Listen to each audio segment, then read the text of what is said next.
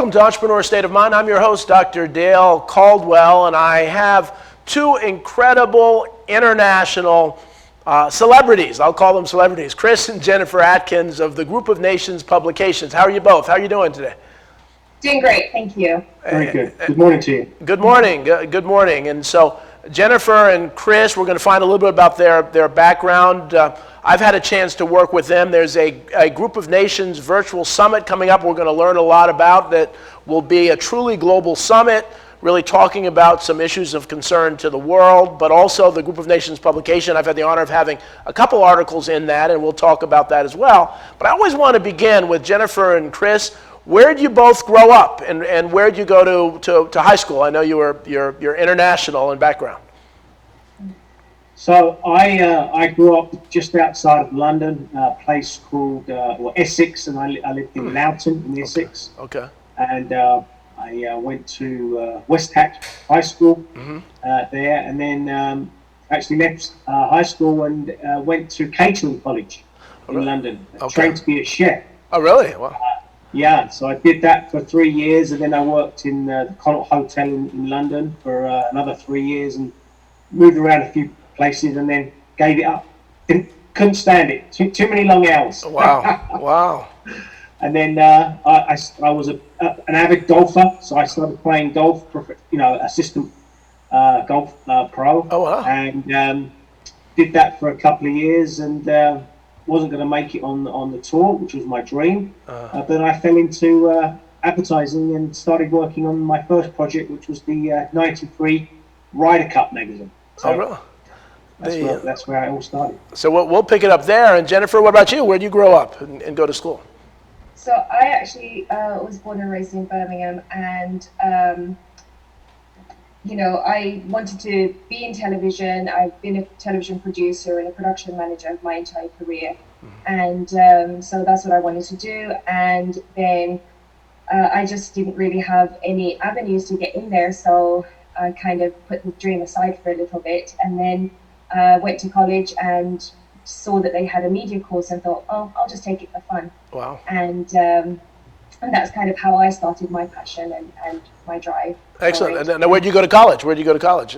Yeah, I went to college in Birmingham. Okay. At Solihull, and got my degree there, and then I moved straight from there to London to work for the BBC. And then sort of just my career took off. We then moved to America, and I worked for PBS for 20 years. And now I'm working with Chris. Wonderful. Now, how did you two? I've gotten to know both of you, and you're a wonderful couple. You really are.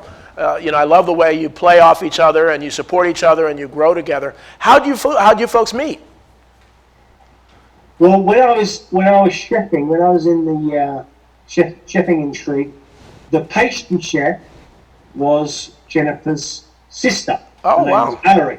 Oh, is Valerie. Valerie, yeah. And I think we were having. I had a party up in Birmingham, so I drove up to Birmingham to meet with my other friends, and I stayed at Val's house for the afternoon, and that's how I met Jennifer. She came running through the kitchen because it was her birthday, and she said, "Oh, my Jeep's outside. That's my Jeep. That's my Jeep." And Valerie went, "No, that's his Jeep." That's how we first met. Oh, that's wonderful. That's wonderful. I was a little spoiled, and I thought my parents had bought me a Jeep for my birthday. Oh, that's. I love it. She's the 10th kid. She's the baby of the family. Oh, really? Oh, wow. Oh, my goodness. Number 10. Well, it's just been, again, a pleasure getting to know both of you. And so now, I guess, Chris, talk a little bit about the Group of Nations publications, and then we're going to talk about the virtual summit. So how did you get into those, these amazing publications and magazines covering the most influential people in the world? So when I got into the advertising industry in London, I worked for a company there, and we were selling advertising, and I did quite well. Moved to another organization and met a guy there. He moved to Salt Lake City and said, would I want to come and run the sales floor? So I moved to Salt Lake City in '95, I believe it was. And we were here. I was here for a year or so, and then a project fell on our laps.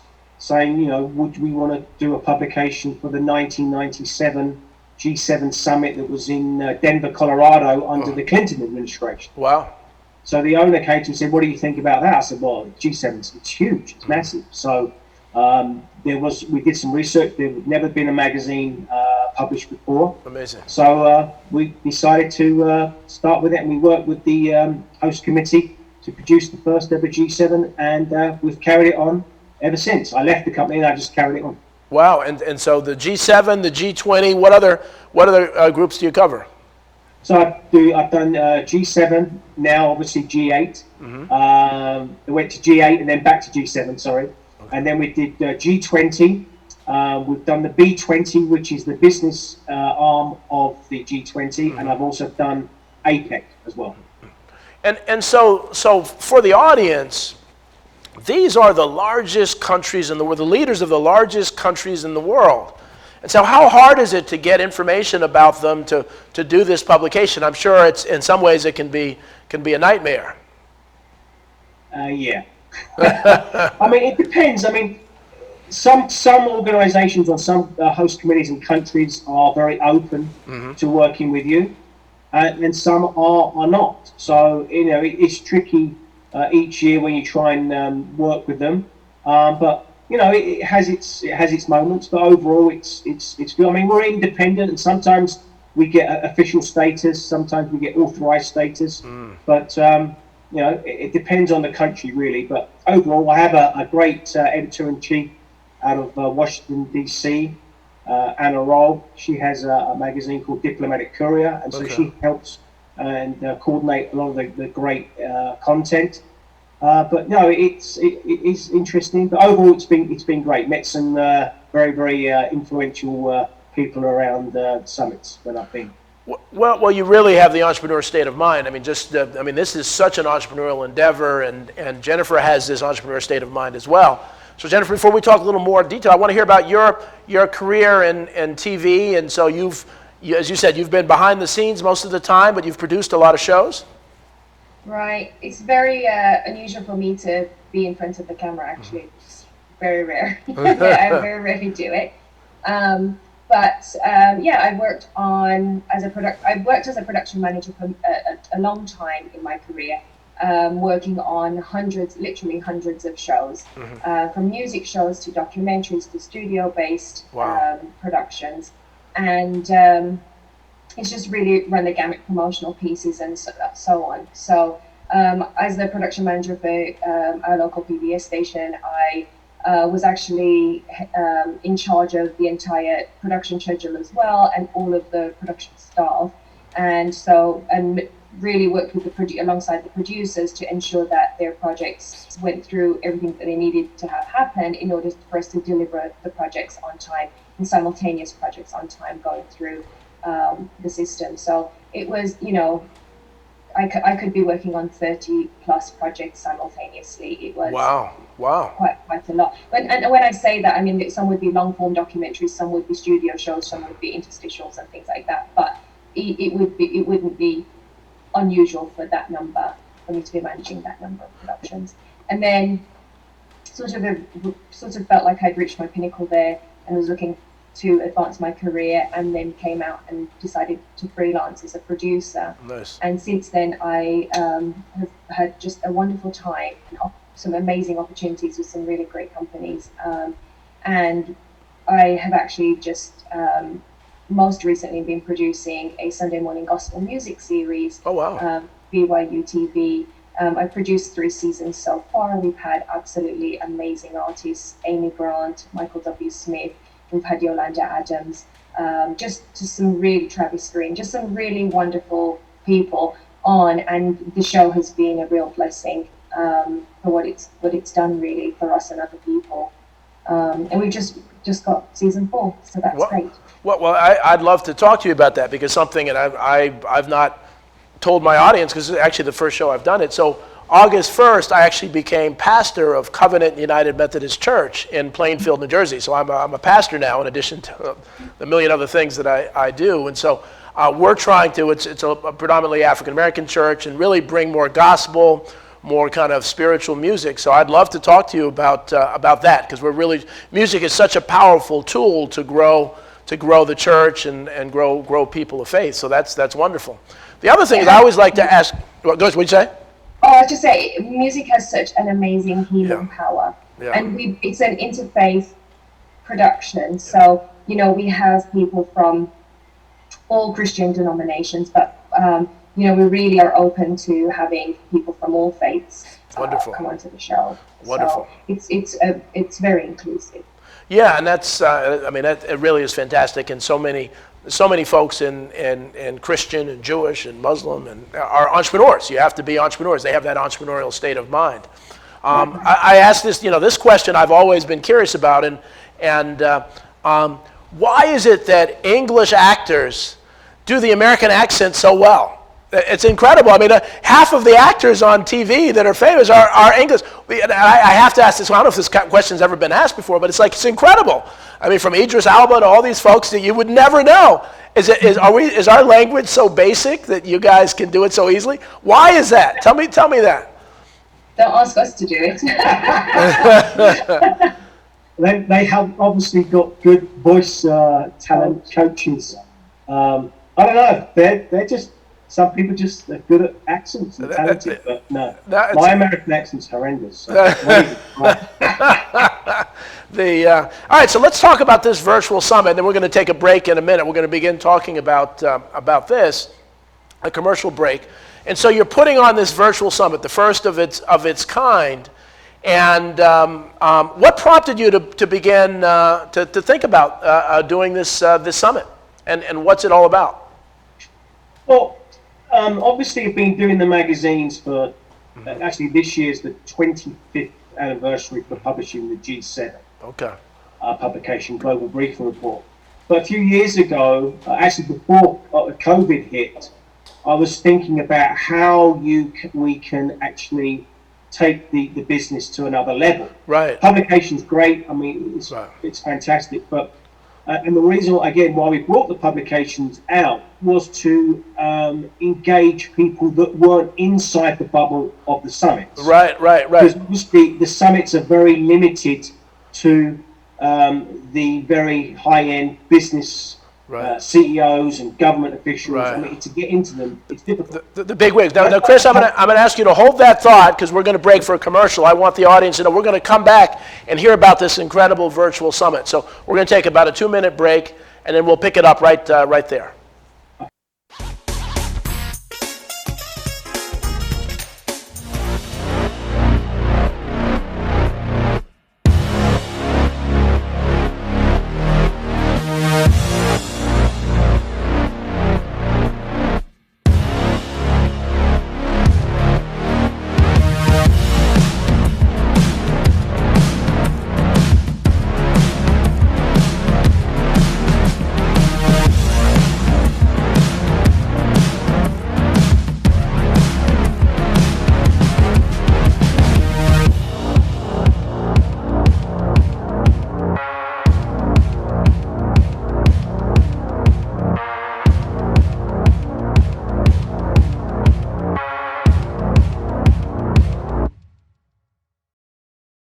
So, I'm kind of new here, but I've noticed a trend.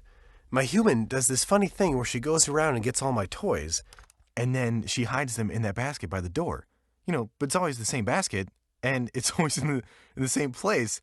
And then she acts so surprised when I find them, but, she's putting them in the same basket. Again. It's like, hello, that's where you put it last time. You were the worst at hide and go seek.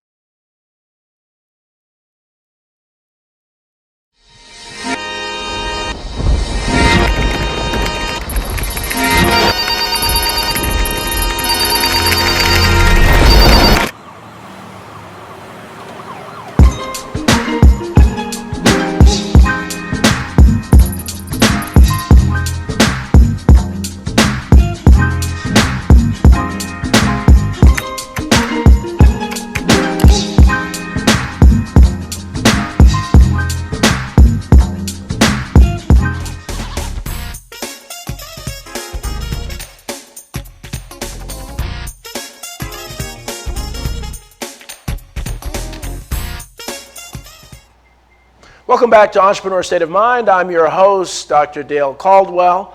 We have Jennifer and Chris Atkins of the Group of Nations publication, but we're just learning about this Group of Nations Summit, which is going to be a big, big deal. And so, Chris, you were saying, okay, you had the Group of Nations publication, and now you're beginning to think, well, how do we expand our influence? Yeah, so like I said, just before COVID hit, about a year before that, I was talking about how we could bring more eyeballs to the actual summit itself. So I had the idea of doing a virtual summit. Right. And then obviously COVID hit, so we sort of like postponed it a little bit. But yeah, now we're full on. Summit's going to be launching November 17th. And we've got incredible knowledge partners that are obviously a part of this, including your good self and entrepreneurial zones. And I think it's an opportunity where we can come together and try and expand the audience again around G7 and G20 and APEC matters, and allow people to air their voice and get involved and share how we can solve a lot of the world's issues. So we not only have the publication, but now you have the virtual summit, and I think it's complements each other. Well, the design of the virtual summit is amazing. It really is as close to simulating exactly what an in-person conference would be as you could possibly get. You know, you have breakout rooms and other things, and we'll talk a little more about that. But I'm particularly honored that this concept of entrepreneur zones in economically challenged areas, that we're creating an ecosystem that will generate jobs and hopefully revitalize, that you're allowing us to be one of the presenters at this prestigious conference. And so I just want to thank you both for giving us that opportunity. And so Jennifer, you're producing this, and so you want to talk about some of the features of this kind of conference and why people should watch? At the end of the day, really springboarding from what Christopher just said, a lot of it is to do with the fact that it is a closed shop at the summit. And so what we're trying to do is provide vertical platforms for people to have opportunities to have exposure to the information. So what we want to do is have other people with invested voices and who are invested in the outcomes of the G7 and the G20 and their engagement groups, such as the B20 and the W20, the and so on and so forth. Because again, that is, as long as we have a broader contingent of invested voices, then the dialogue can continue, and we can hopefully find, as Christopher says, solutions to a lot of the world's issues. I think that when you have organizations or bodies of people that are so small, really, but represent 4.9 billion global citizens, right. That's a huge proportion of the population that this small group, and powerful group, of course, but a small group represent. And we as the people, we need to stand up and have representation from the ranks, as I see it. So in terms of, that's our mission as part of, putting the summit on. And in producing the summit, that's the content that I'm looking for all of our partners. We have IOE and we have Tracy to talk about illicit trade. We are partnering with, of course, Your Good Selves and Northwestern University and Jarvis Christian College. I mean, we have a lot of fantastic people that have come on board with us, the Middle East Institute and so on and so forth. So for each of those, I've asked for everyone to produce content that has a global perspective of whatever the topic is that is being addressed. And I think the benefit of people attending would be to have that knowledge and gain that knowledge and that exposure and experience. And so as you had mentioned something about the platform. The platform it looks fantastic. You come in, there's a lobby, you can, just as you would with a natural environment, a physical environment, you can choose which rooms you want to go to. There are different tracks that you can follow throughout the day. There'll be exhibition booths for our knowledge partners, where there'll be resources for individuals to be, to watch videos or check out links and download white papers and things like that. So, yeah. It's really extraordinary. It really is just beautiful how it's laid out, and And I love what you're doing. I'm really pushing this term "people up." You know, we talk about top down. Some people call it bottom up, but I don't want to say bottom. I really say people up. And what you're doing is, with publications, you're covering the people that control much of the world. But now you're really giving people a chance to really have input and get insights into how do we change this world. And I'm a big believer that the power really is now. It wasn't always, but now in the people. Social media, other things have given us more influence, but we're sometimes reticent to use that influence because we think, and we're influenced to think, that the leaders make all the decisions. Who you vote for, your life is all based on who you vote for, instead of take control. And I really love what you're doing about that. How do people find out more about this summit? How do they, if they want to sign up and they want to go there, how do they find out? They can go to groupofnations.com. Okay. We'll obviously be posting very shortly information where they can go and sign up for the summit and fill out the registration. But we'll be posting stuff out on social media over probably the next couple of weeks. Excellent. So they can go there. But groupofnations.com is the actual website they can check out. Excellent. Yeah, groupofnations.com. I'm honored to have 2 articles in this latest issue. And the hard copy has come out? Has the hard copy come out? Well, here's hot off the press. Nice. So, we'll send you some copies. Right. This is the latest, G7 issue. We did a little bit different this year. We did a review of the G7. Normally we bring out the publication in advance. Okay. But we did a review this year. So we got some, official photos from the UK government and the actual official communique with inside the publication as well from the G7. So now, for the audience, Chris had asked me to be on the cover, but I said, why don't you put the leaders of the 7 largest countries instead on the cover? So, keep them happy. Exactly, just keep them happy. So, no, that didn't quite happen that way. But so do they actually read the publication? I know they're senior staff, but do some of the presidents read the publication?